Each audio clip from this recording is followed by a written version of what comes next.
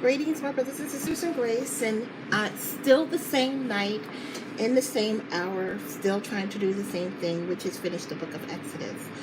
So, we have these 10 plagues that God sent upon the house of Pharaoh.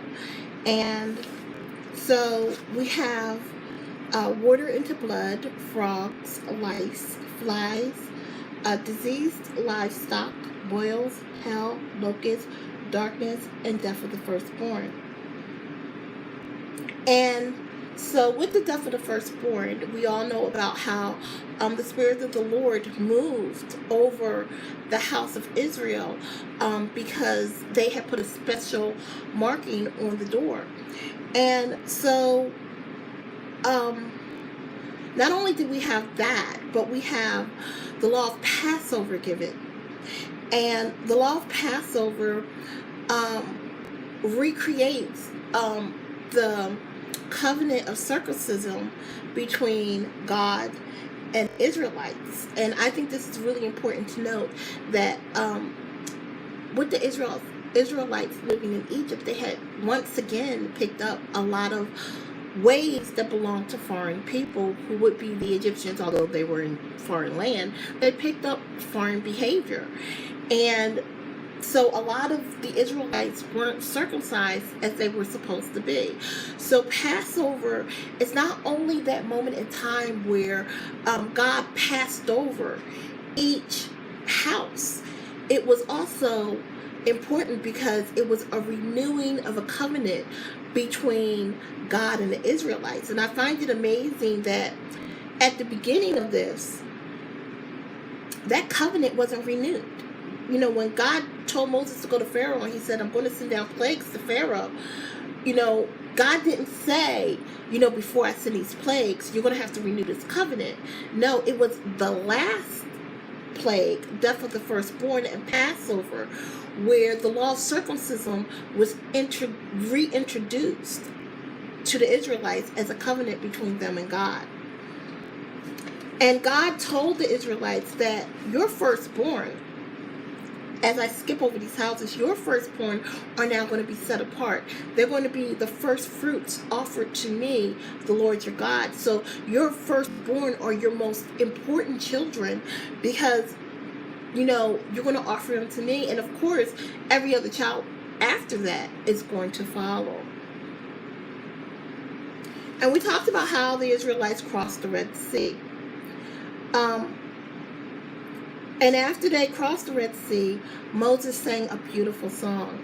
He said, the Lord is my strength and song, and he is become my salvation. He is my God, and I will prepare him a habitation. My Father God, I will exalt him.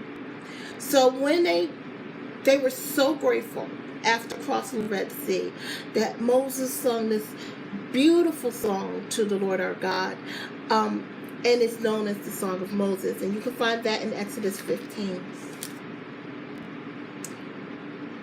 But as happy as they were to have crossed over and have escaped the Pharaoh, they ran into a problem. Again, I told you in the last segment how they didn't have water, they didn't have food, they somehow ran out of water and food. And so Moses went to the Lord. He said, what shall we drink? And Moses cried out to the Lord, and God showed him a tree, which when he had cast into the waters were made sweet.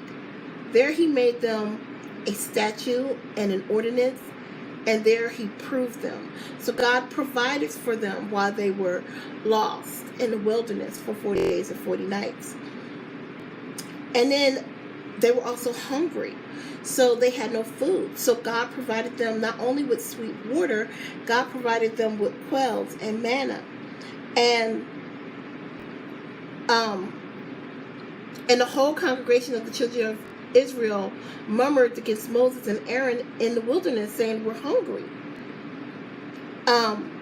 And God finally said, here you go. I'm going to give you quills, and I'm going to provide you for manna.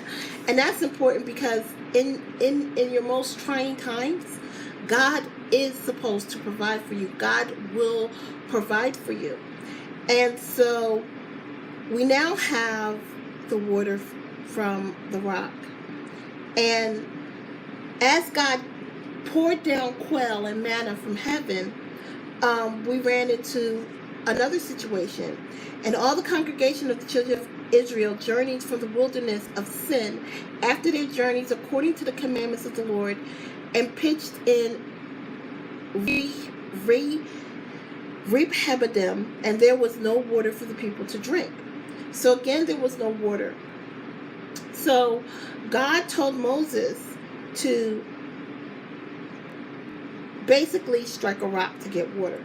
Before I will stand before there upon the rock, thou shalt smite the rock, and thou shalt come water out of it, that the people may drink.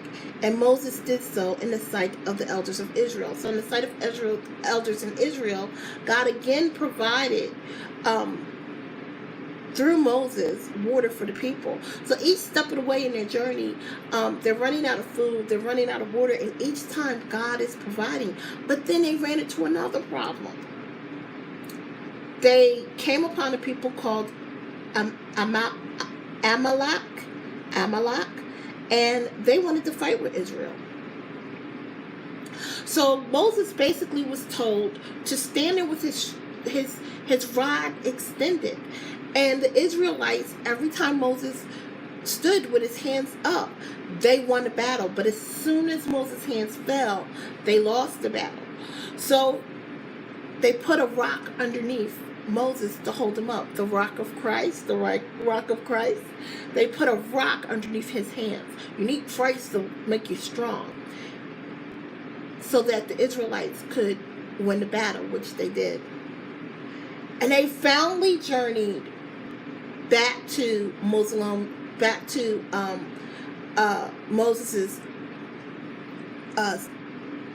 father-in-law, who was Jethro.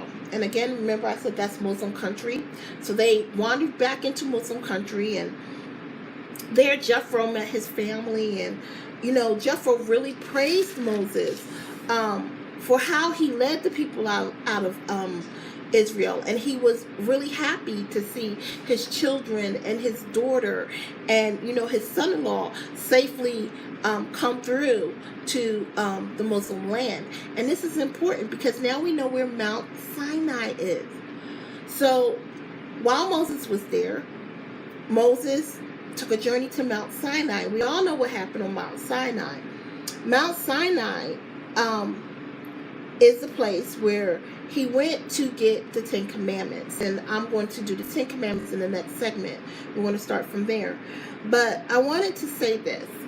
People often leave out impertinent information when they're teaching you the Bible. They don't tell you where these places are or what these things are that's going on.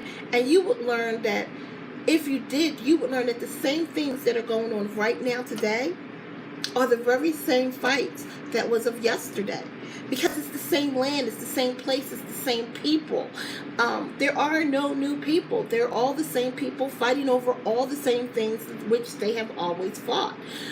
So again, the Israelites are wandering through a Muslim country. Mount Sinai is a Muslim country, and they received the 10 Commandments where? In a Muslim country. And so I'm going to break off there, and I'm going to upload this segment and start off with the 10 Commandments. And if you don't click on it right away, that's cool, fine with me. But have a nice day and have a nice night. Bye.